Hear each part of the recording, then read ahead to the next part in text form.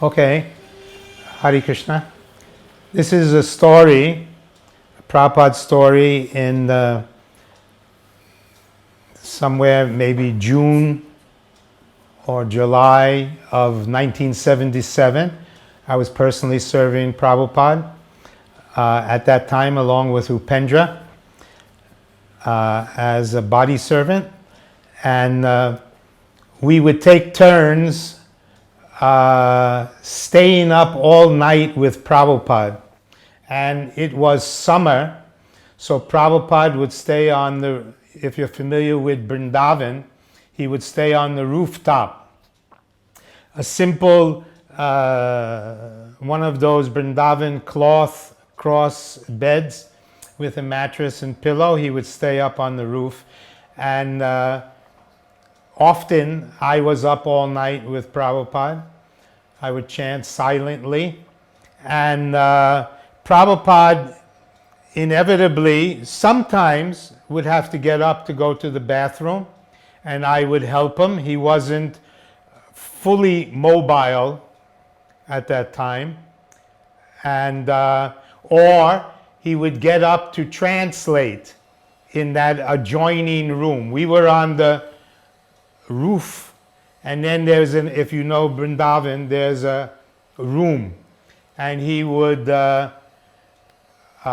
come to that room. There was a desk with some round pillows, and because it was summer, there's mosquitoes and poka, these little gnats.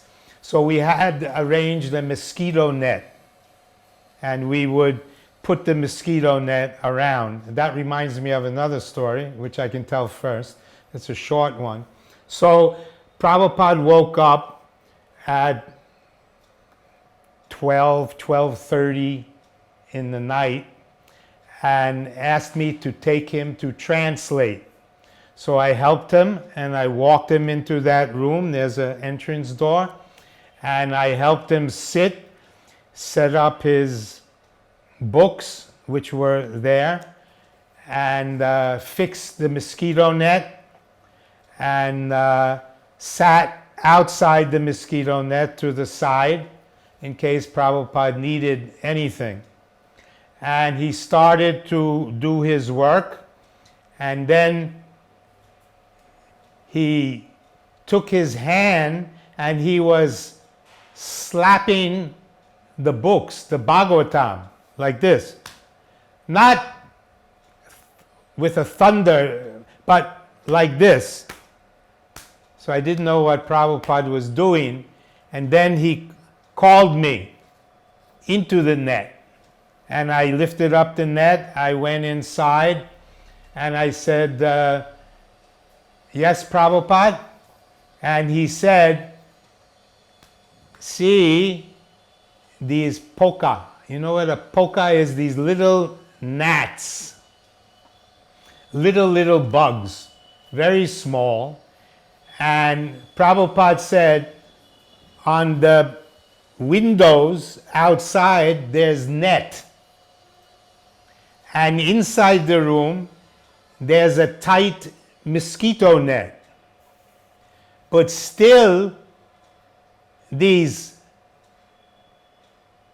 entities are finding their way inside, he said, just to disturb me. So, and he was giving little slaps, not smashing them, but I was trying to get them out of the net. He said, do something. So I was trying to get them out of the net, waving them out, not extremely successfully. But Prabhupada then looked at me and said, he said, see, they say that only the human beings have a soul. I could understand he was referring to some Christian doctrine that the animals and the bugs, they have no soul. So he said, just see the intelligence. It's the middle of the night, no one is up, and still these bugs they're so intelligent that they're finding their way through the net of the window, through the mosquito net somehow, and I am here. I am up trying to do some work, and to disturb me, they have come.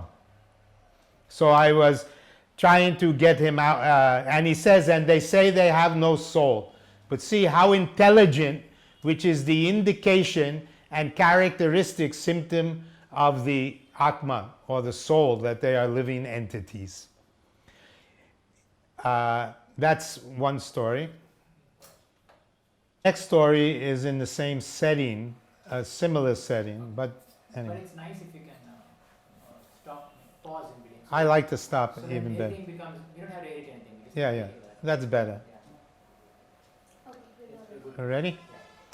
This is a similar setting on the rooftop of Vrindavan with Prabhupada in the dead of night, middle of the night. And again, it's my duty to sit through the night with Prabhupada. And Srila Prabhupada wakes up, and I was sitting down, or sometimes even leaning down. We get pretty sleepy at that time. And Prabhupada called me. He says, Shatadhanya. So I came close, very close to Prabhupada. He was still lying down. And then I said, yes, Srila Prabhupada. What he wanted, I wanted to know. So he said that what he said was very surprising to me. Because he looked at me and he says, why do you deny the existence of God? Then I was a little shocked, surprised, and I thought to myself that, did I say or do something which led Prabhupada to say such a thing? My mind was kind of racing. So I didn't answer. I was thinking, why is Prabhupada asking me this?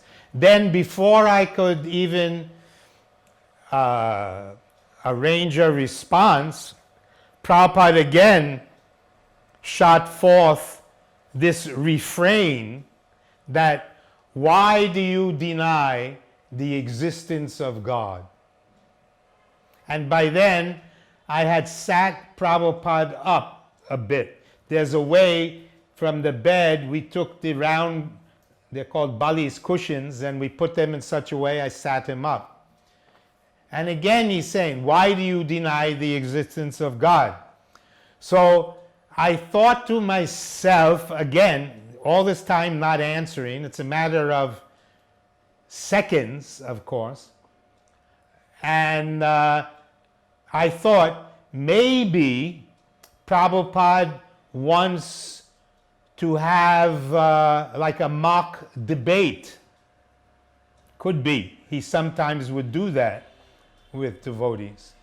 But I thought to myself that if I'm wrong and if I say the wrong thing, it would be very inappropriate. And again, Prabhupada's looking at me. Now, probably a minute went by, no response from me. Prabhupada, why do you becoming very strong? Why do you deny the existence of God? So in my mind, I immediately thought of I have a brother, biological brother, older than me by about 5 years. He's a lawyer in New York City. And he's not a demon, but he's not a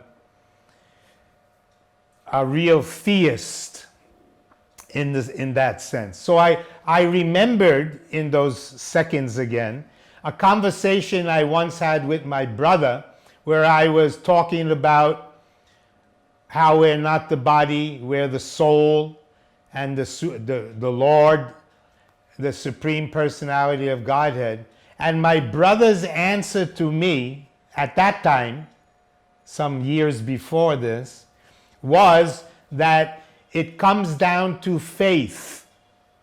Faith. You have faith that there's God, and I have no such faith. So I thought of this conversation, and I also weighed the possibilities that Prabhupada wanted me to put forward some debate. And I said to Prabhupada that, Srila Prabhupada, you have faith in God. I have no faith that there is God. So it comes down to faith, Srila Prabhupada. You have faith, I have no faith. Then Prabhupada said, you do not understand, he said. The thief, Chor, a thief in the prison, has no faith in the government, but still he's beaten with shoes. I understood the import immediately. I think you may understand. Here's an example. I'm just making a little purport just to explain. Someone may not understand. Prabhupada said, you do not understand. The thief in the prison, he has no faith in the government, but still he's beaten with shoes. Although he has no faith in the government is in charge and in possession of his life, and he's beaten with shoes. He's at the mercy and behest of the government. So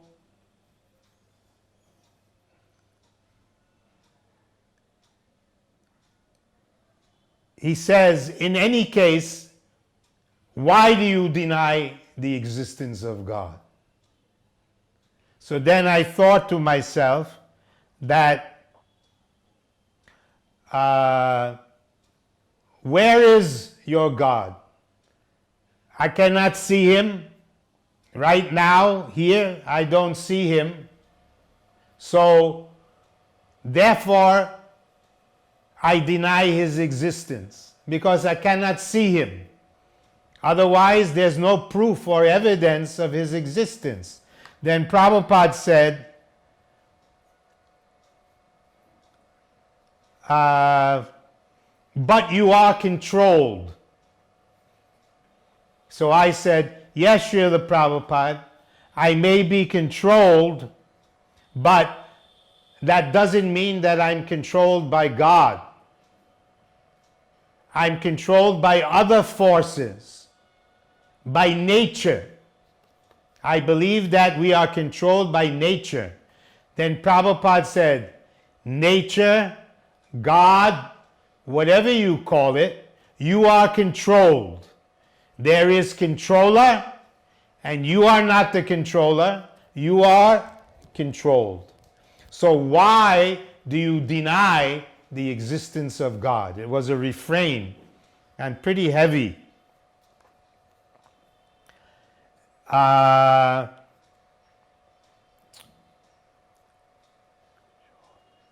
One second. Okay. So I again, Prabhupada, if I pause, Prabhupada immediately would shoot out, why do you deny the existence of God? It was a constant challenge. So, of course, I answered that Prabhupada said that you are controlled, you are not the controller. So I said, yeah, even though I said nature, Prabhupada, of course, said nature, God, whatever you call it, you are controlled. But I said, I may be controlled, but not by a person, by impersonal energy. Then Prabhupada said, who are you? What is your authority? So I said, I am my own authority. So he said, you are no authority. Why should I have to listen to you? He said, who cares what your opinion may be. God is both personal and impersonal. Then I said, then Prabhupada again said, why do you deny the existence of God? Then I thought, at this point, I may be pushing it. I was afraid of becoming a little disrespectful, but still, I said, Srila Prabhupada, I cannot defeat you. And then he looked at me, he says, of course not. He says, do you know why? I said, no, Srila Prabhupada, why? He says, because I am sane and you are insane. Ready? In one morning, maybe in October 1977, somewhere around October 28th, it's on the transcript, the following incident took place. In the morning, Prabhupada called all of us, his immediate servants, Tamal Krishna Maharaj, Bhakti Charu, Bhavananda, Upendra, and myself, and told us that, of course, at that time you have to understand his health had substantially deteriorated, and a number of Ayurvedic Vaidyas, physicians, and others, Prabhupada's good friend from Allahabad, Dr. Ghosh, had also come and given different advice. Prabhupada even told me one day that I am not a very good patient. Whatever advice the doctors give, I usually don't follow exactly, especially diet. Anyway, Prabhupada told us that morning that he had a dream. And in that dream, he saw a Kaviraj, an Ayurvedic Kaviraj, who had Ramanuja Tilak. And in the dream, very specifically, the Kaviraj was prescribing to Prabhupada to take a particular Ayurvedic medicine, which is called Makaradwaj. Makaradwaj, it's a strong medicine. It's mixed with real gold and silver, maybe even mercury, if I'm not mistaken. So Prabhupada related this dream and told us if we can find this Kaviraj and if he can make this Makaradwaj, then perhaps my condition could improve. So for the next so many days, we tried different avenues. In Vrindavan, there's also one famous South Indian temple, a Ramanuja temple, and a couple of us went there, some went elsewhere, and looking to see if there's any Kaviraj who fits the description in Prabhupada's dream with Ramanuja Tilak. But we found one Ayurvedic physician, but he didn't seem of appropriate character to bring to Prabhupada. Anyway, to make a long story a little less long, Tamal Krishna decided that I should go to Delhi. And I was with a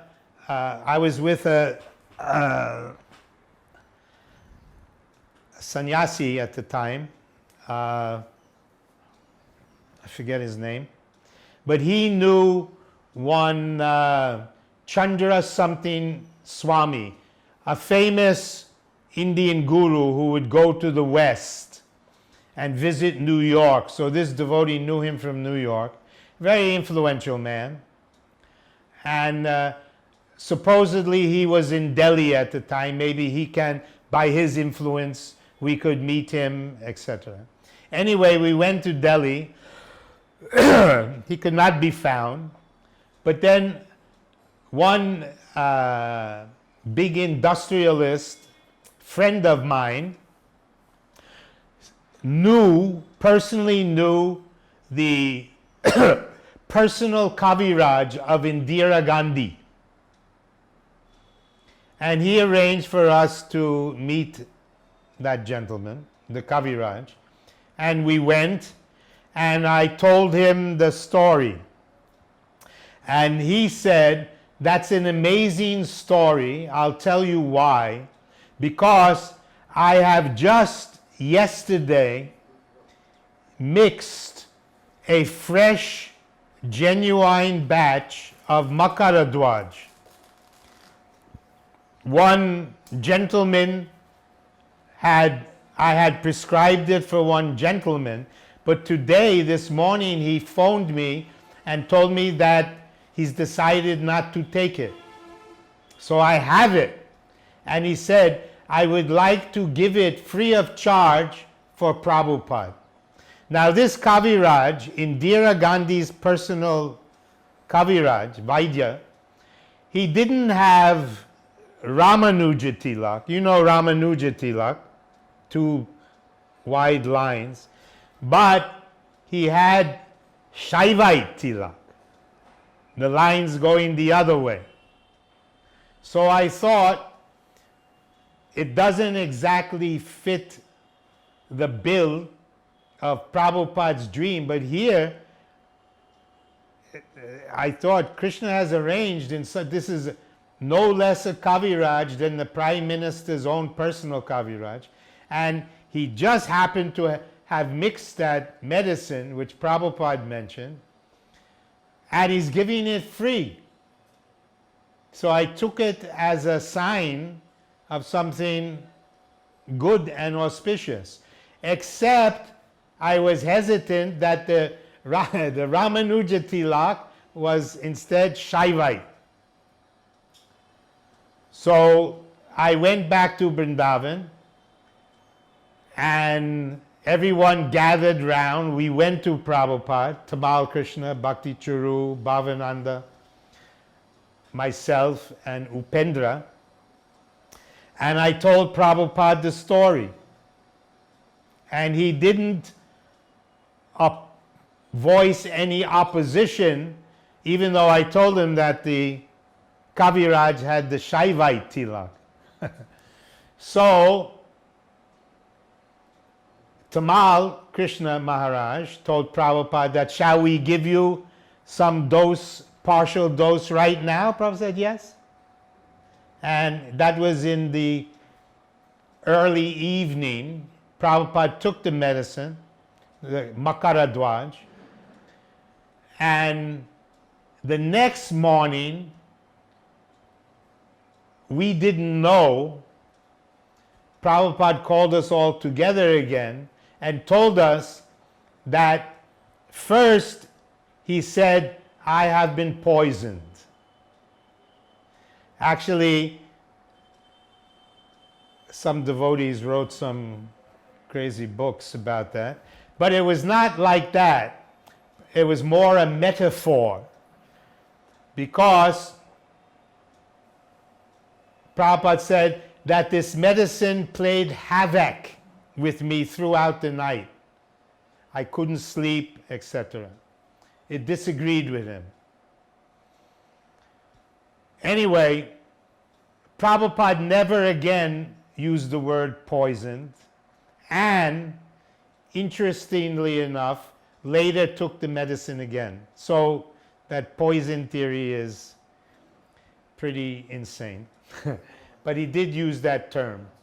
Yeah. He became a sannyasi. He became a GBC. Jesus, why can't I remember his name?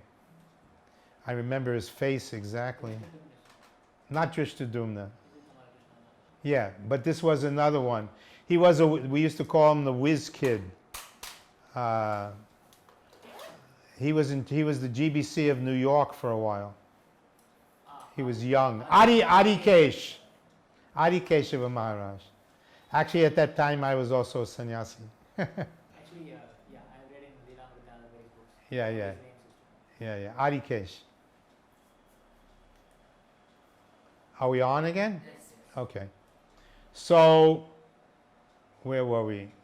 Yeah, so I'm not going to...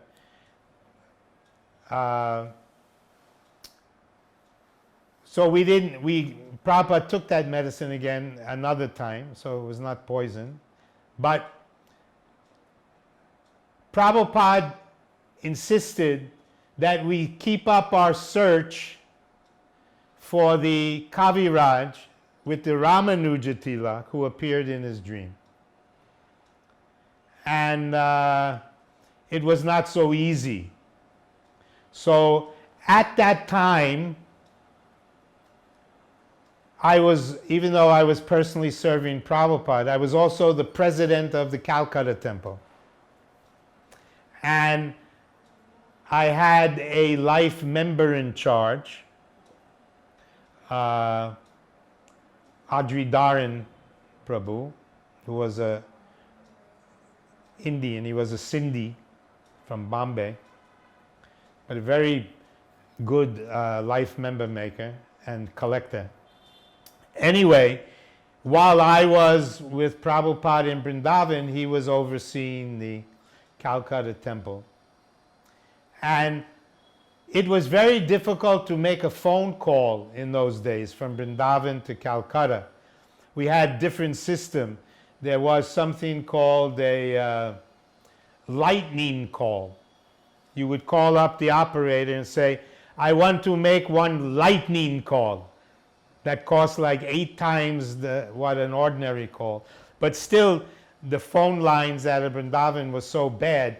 But surprisingly, I got through to Calcutta, and I asked this Adridaran to look for a Kaviraj. And he said that he would look. And he got back to me at some point that he had found one Kaviraj who has an office in Buro Bazaar in Calcutta, which is the place of the Marwadis. He was Rajasthani, but he was a Ramanuj follower. And he was a Kaviraj, a well-known Kaviraj, who wore Ramanuj Tilak. So I said, by all means, so I went to Prabhupada. He was very happy. And so I said, we will try our best. We will try our best to fly him here. The Prabhupada said, you bring him immediately. So my man in Calcutta, Adri, he went to him, he met him, and he told him the story, and the Kaviraj agreed to come. So then we told, myself and Tamal, we told Prabhupada, and he was very happy about it. That night, the same night, Prabhupada called me and asked me that when the Kaviraj will arrive. So I said, Srila Prabhupada, we just contacted Calcutta this morning, and only this afternoon could our man personally meet the Kaviraj. He's agreed to come. Now they have to arrange the ticket, the plane tickets. They have to get the flight and come. So Prabhupada listened. Then the next morning,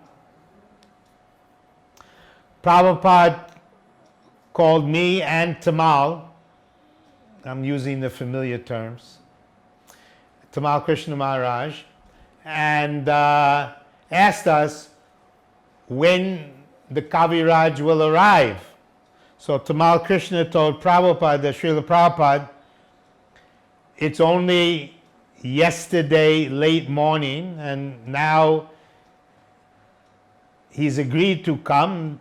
We have to confirm that he got the flight and etc.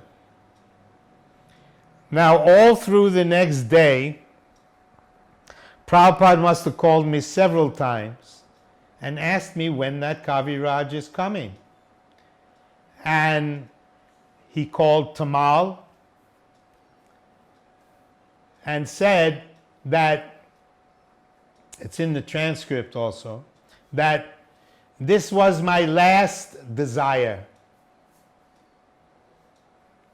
that Kaviraj should come and treat me. So Tamal Krishna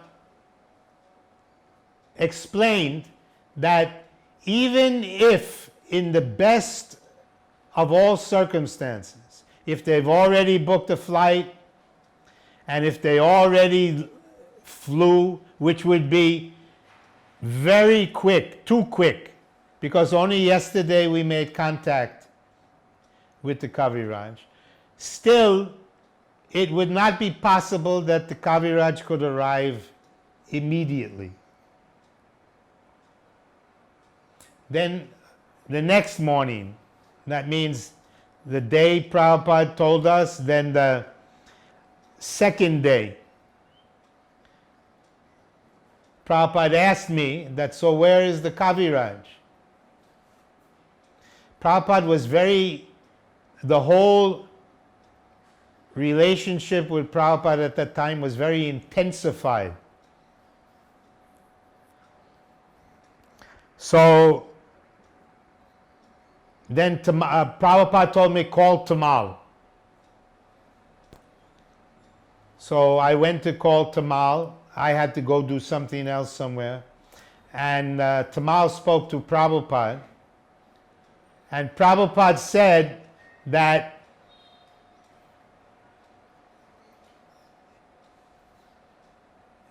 he, meaning me, told us that his man in Calcutta is very responsible. So what is that responsibility? They said they're bringing the Kaviraj. There's no confirmation of his flight. I think we are getting bluffed. So then Tamal said, Srila Prabhupada, who would be bluffing us? Shatadhanya's not going to bluff us. Then Prabhupada said, then maybe someone is bluffing him. But there is bluffing. They say responsible that the Kaviraj is coming, but he's not coming. Then Tamal says to Prabhupada that I don't think that Shatadhanya or even his man in Calcutta will be bluffing us. They have contacted him to book a flight, and then Bhakti Chiruma said that it could be a hopping flight, stop somewhere else in between, in Benares or anywhere, and then continue. Even then, it would be extremely quick if the Kaviraj showed up immediately. And plus, Shatadhanya got through on a lightning call to his man in Calcutta. So, all in all, Prabhupada, I think it's going very well. Let us, Prabhupada, Tamal said, we have to be a little patient. Tamal is telling Prabhupada. So, Prabhupada was not accepting our answers. On the next day, we got information from Adri, my man, that they're taking the flight and that they'll land in Delhi and take a car and come out.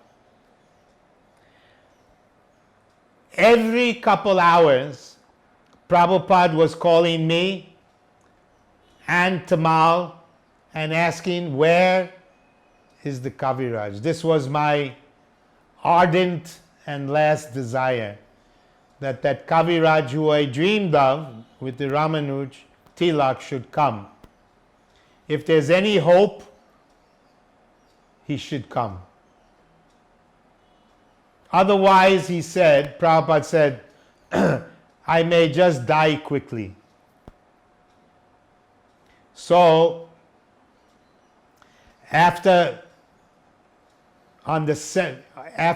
several days like this, very intensified,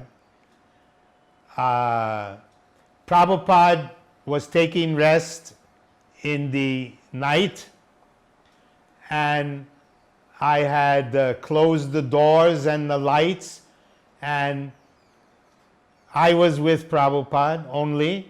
Tamal, Bhavananda, Bhakti Chu, they had gone out to take rest, and I would again stay up with Prabhupada.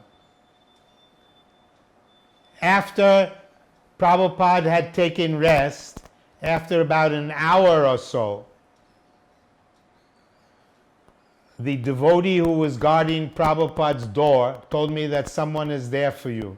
I went to the door, it was Adridharan with the Kaviraj. So I called Tamal Krishna, and I called Bhakti Churu and Bhavananda, and we all came in, and Prabhupada was asleep, but Tamal touched Prabhupada's lotus feet. Prabhupada woke and told Prabhupada that the devotee has come with the Kaviraj. Should we bring him now or in the morning? Prabhupada said, no, sit me up. Now you bring. And I sat him up on that now famous bed in Prabhupada. You have been to Vrindavan? Yes. That same bed. And I brought in the Kaviraj and the devotee. And Prabhupada and the Kaviraj spoke in Hindi. And sure enough, he had the Ramanuj Tilak. And he spoke to Prabhupada. But he was saying that Makaradwaj is much, much in your weak condition. It is much too strong a medicine. I told the Kaviraj that, but the Kaviraj said that it's not poison, but it's too strong a medicine. Maybe later, after Prabhupada recovers his strength. He says, tomorrow I will go into the forests of Vrindavan. I will pick the appropriate herbs myself and mix them and make proper medicines. Well, Prabhupada was very satisfied. And after speaking for about 20 minutes, 25 minutes with the Kaviraj and all the devotees, including the personal team, they all left. I closed the door, shut the light, laid Prabhupada back down in his bed, and he went to sleep. And I was sitting on the window side of the bed by Prabhupada's head, silently chanting japa, not to disturb Prabhupada. And maybe 15, 20 minutes passed. Prabhupada was asleep on his side with his head facing me. And one moment, Prabhupada's one eye opened up like this. And he said, Shatadhanya? I said, yes, Prabhupada. And I went right up to his face. And he looked at me not smiling, not anything. And he said the following words. He said, "Better late than never." And then he closed that eyes and went fast to sleep. Better late than never. You mentioned what happened. Did he bring the Makarad after that? No, I told you. Is it on? Yeah. The Kaviraj is named from Calcutta with the Ramanuj Tilak, and he was Prabhupada's last physician of any kind to treat Prabhupada. But he had the Ramanuja Tilak.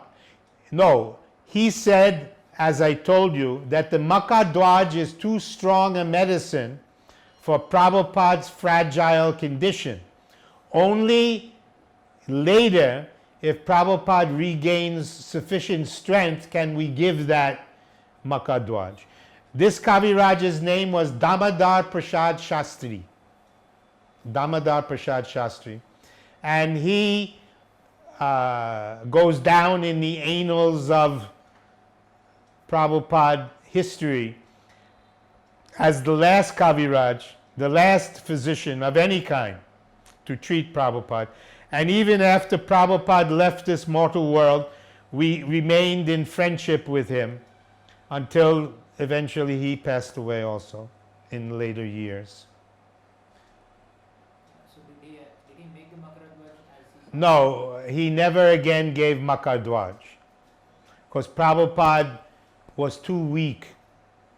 But he treated Prabhupada. He treated Prabhupada with other, he collected the herbs, as I told you, himself and mixed them himself from the forests of Vrindavan.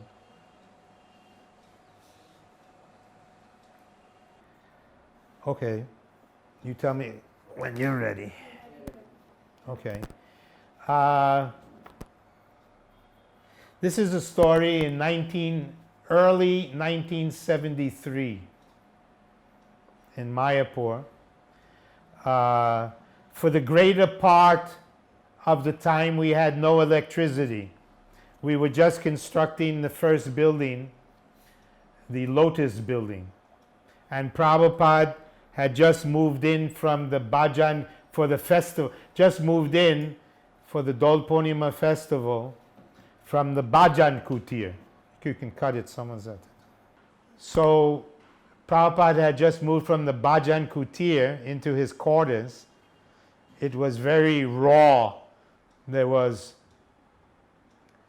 no bars or nets on the windows, but Prabhupada, as usual, wanted to move in. And there's no electricity, so Prabhupada's bathroom on that second floor of the Lotus building was ready, more or less, but there's no hot water.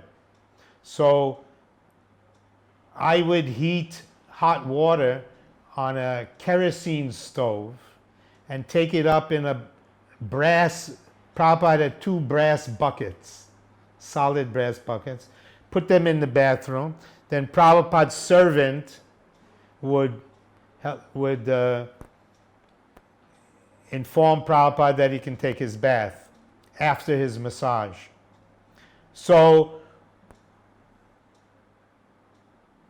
on this particular day, I brought up Prabhupada's hot water in one of the 2 brass buckets, because he would mix some cold water with the hot water and take his bath. And I noticed that the brass bucket, had a big dent in it. It was still watertight, but it had a dent in the bucket on one side. Otherwise, both brass buckets were kept polished, spick and span, shiny. I was not happy with that. Prabhupada never said anything as far as being dissatisfied. But I thought that we should purchase a new brass bucket for Prabhupada, not one with a big dent in it. Even though it was watertight, it didn't look very nice. for the spiritual master, I thought. So I prevailed upon my authorities at the time, which was Jayapataka Maharaj and Bhavananda Maharaj at the time, that give me money, I'll go to Navadvip, and we used to go to one particular brass shop, Gopal's Brass Bandar, and I'll buy a bucket. I'll bargain him down, he's our friend. So they agreed, they arranged the money. I went to Navadvip, I bought, same size, a new, beautiful, shiny, new brass bucket. And the next day, I kept that dented bucket in the go-down, downstairs, and I brought Prabhupada's hot water in the new brass bucket. So I brought that I put it in Prabhupada's bathroom. I told Prabhupada's personal servant. He bathed. And I sat outside Prabhupada's room when he came from his bath. I thought egotistically that Prabhupada might acknowledge the new, wonderful, new, shiny brass bucket without a dent. But I paid obeisances when Prabhupada passed, but he made no mention of it, either to the servant or to me or to anyone, his secretary. So I thought, naturally, Prabhupada's not attached to any particular bucket. And later that day, Prabhupada's servant called me and said that Prabhupada wants to meet you, wants you to come. And I came up into Prabhupada's room and I asked the servant first, what's it all about? He said, I don't know. And then I paid obeisances here in Prabhupada's room on the second floor. And I sat there. Prabhupada sat at his, that low desk with cushions. And he said, who brought this new bucket, brass bucket? I said, I did, Srila Prabhupada. He said, why? I said, that old bucket has a big dent in it. He said, it was leaking water? I said, no, Prabhupada. It was watertight. There was no problem that way. It just didn't look very nice with that big dent. So I thought it would be a good idea to get a new one. So he said, how you got the money? So I said, I told Jayapataka and Bhavananda the situation, and they arranged the money.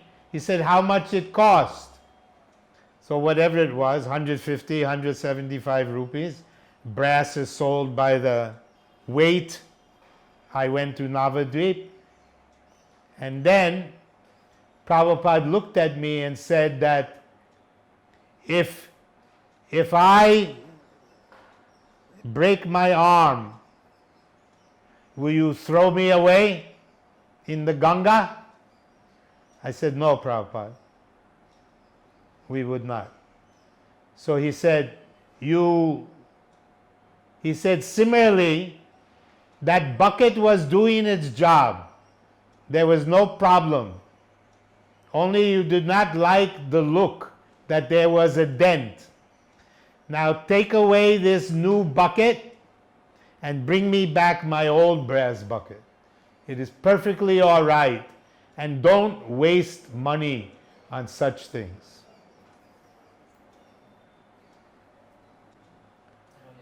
This is also Mayapur, somewhere between 1973 and 1974.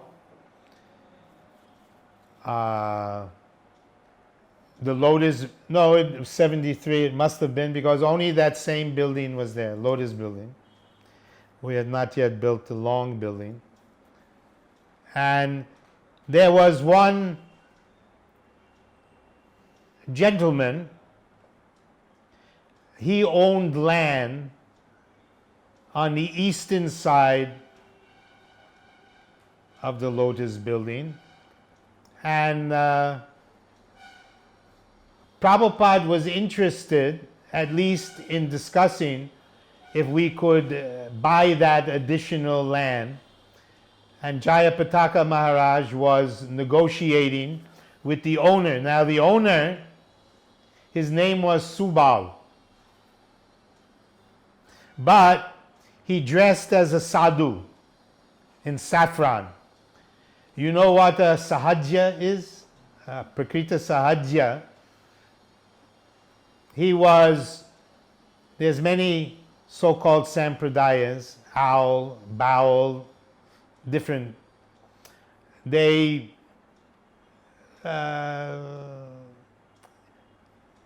at the flick of an eyelash, they could exhibit symptoms of ecstasy. Even some such sahajyas, they would carry pieces of onion which would evoke tears. So this Subal, the local people used to call him Subal Sadhu because he dressed as a sadhu. But he had money and he owned the land. He used to come and see Prabhupada whenever he came to Mayapur in his room, and Prabhupada would speak a little bit with him, not least because we were interested also in possibly purchasing his land. So one day I was passing by Srila Prabhupada's room, and in the room with him, one second. Passing by Srila Prabhupada's room, I saw he was there with one godbrother whom we all knew. His name was Akinchana Das Babaji, Prabhupada's godbrother. And he was one of the few, if not only, disciple of Bhaktisiddhanta Saraswati, who Bhaktisiddhanta Saraswati Thakur initiated into Babaji, as a Babaji. So he was always chanting day and night. But he was very effulgent, beautiful face, even though he was very old. And he had a very close relationship with Prabhupada, our Prabhupada. And one of his symptoms, I would call it, one of his characteristics was that he was always joyful and always laughing. He was always laughing. And when he would see Prabhupada's foreign disciples in dhoti and saris and chanting with japa, it would make him laugh more. Because in one sense, it's a very unique or special sight to see the Westerners with tilak and tulsi mala and dhoti, sari, japa mala, chanting out loud. And he would inevitably always laugh. Now he was in the room with Prabhupada, and I was passing by, as was my wont to always, I would like to be in the room with Prabhupada as much as possible without bothering him.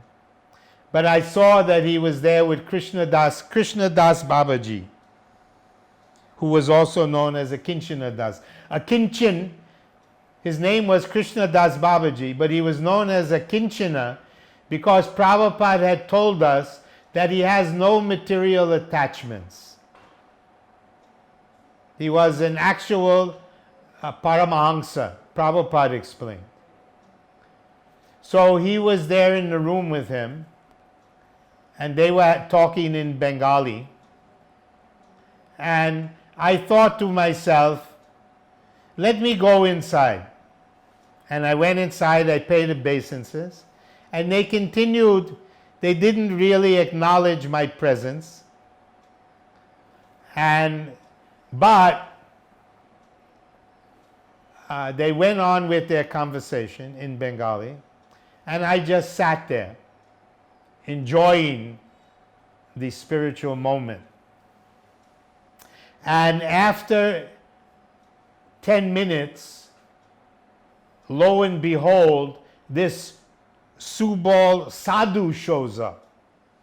And I was a bit startled. I didn't want him to bother Srila Prabhupada. Prabhupada said, let him come. And he came in, Subal Sadhu, and Prabhupada just asked him, Kemon, how are you? And he talked to him for a minute, and then, as Prabhupada would sometimes do, looked away and resumed his conversation with his godbrother, Krishna Das Babaji. Then at one point, this Subal Sadhu, he began to start to shed tears. You know, like, this sahajya.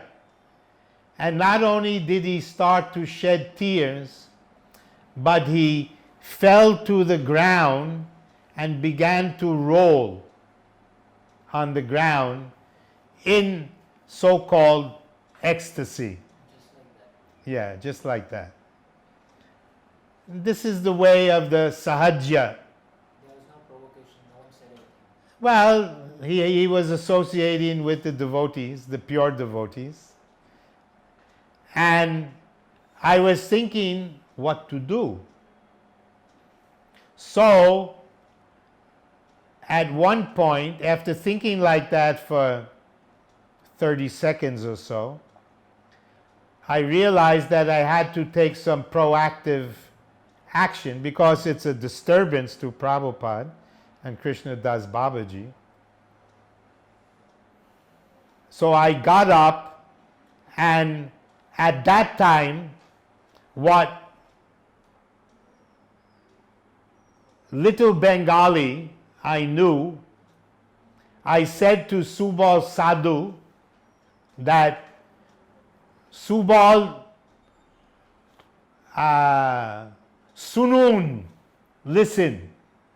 In Bengali I said, Sunun. Prabhupada ekon kub klanto ache. That means, you're Bengali? No. Kub klanto, Prabhupada ekon kub klanto ache. Prabhupada at this time is very tired. Prabhupada ekon bishram korta chan. Prabhupada wants to take rest. Apni doya karun, apni please, you go out now. Apni bere jan, Prabhupada bishram korbe. Prabhupada will rest. So, but he was not responding, so very carefully, gently, but I was a young, strong guy, I lifted him off the floor, gently as I could, and took him out the door to the staircase, and I told him that apni kindly, apni chala jaan, apni you go, pore firi asbe, you come back later. Prabhupada ekon bishram korbe, he will rest. Now, I went back in the room with Prabhupada and Babaji Maharaj, and when I entered the room, Krishna Das Babaji and Prabhupada were laughing quite heavily, laughing. And that's before I entered the room, they were laughing when I entered the room. And when I entered the room more, they were laughing more intensely. To the point that it became like, in English we say, a guffaw. They were laughing, their chest was weaving, it was heaving. They were laughing so loud and hard that I couldn't believe it. And then, in the middle of their laughing, Prabhupada said to Babaji Maharaj, pointing to me, that Dekho, just see,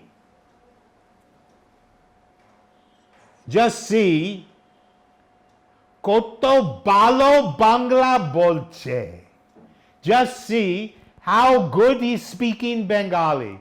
And Prabhupada repeated, Otto balo Bangla bolche, and then they laughed louder and louder and louder. So, later on, I was so pleased even that my spiritual master, he's cutting a joke because my Bengali was not very good. But they're both laughing at this Sahib Bhakta, disciple of Srila Prabhupada, and his Bengali, and how I somehow or other saved the situation from Subal Sadhu, the local Sahajya.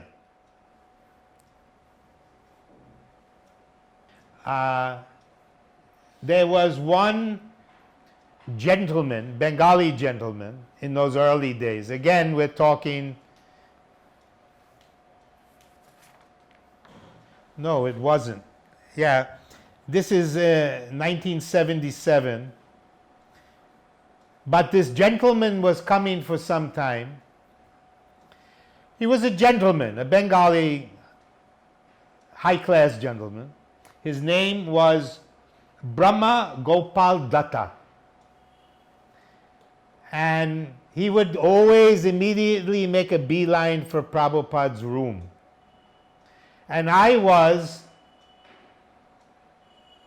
the main manager at the time under Jai Pataka and Bhavananda.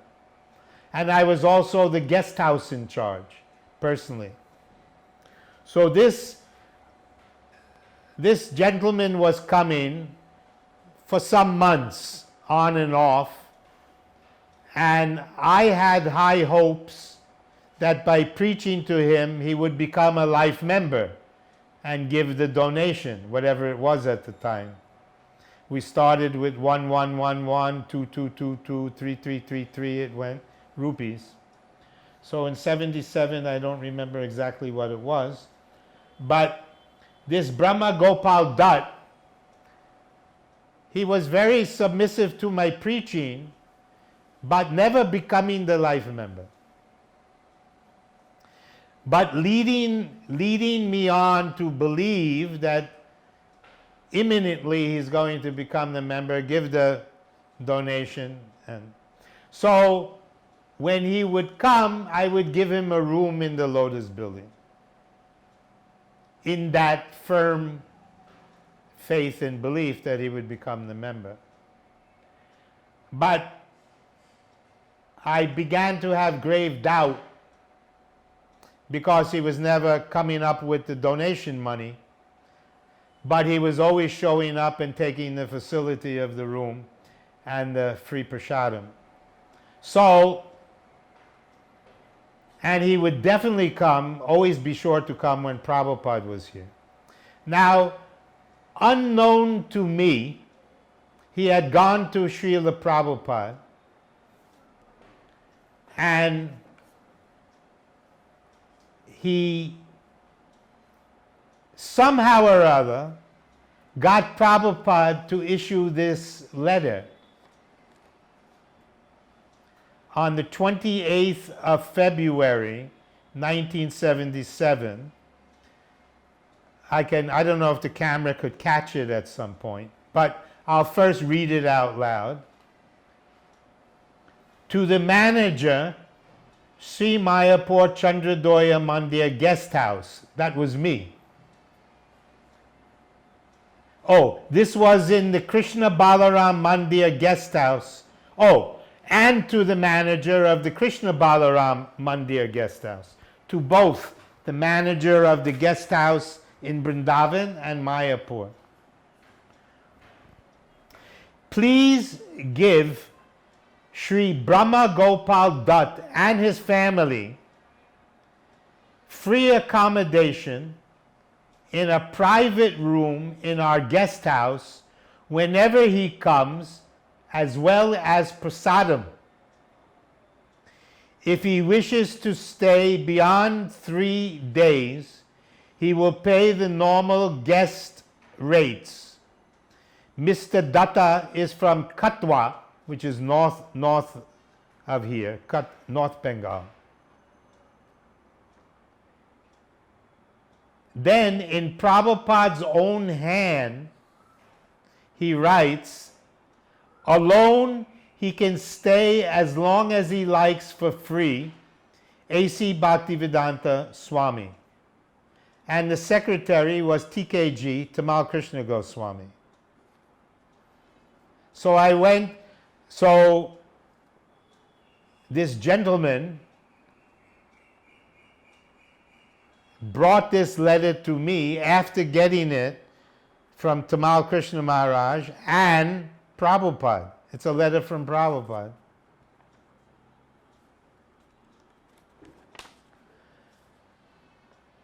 But I knew the real story of this man, that he was taking advantage and leading us to believe.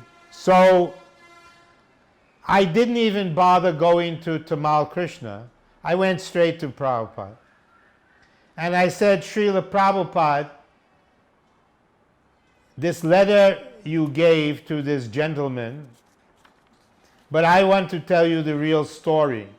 That he repeatedly comes, promises that he's going to give a donation to become a member, leads us on, and takes these free facilities. Oh, I forgot to tell you one thing.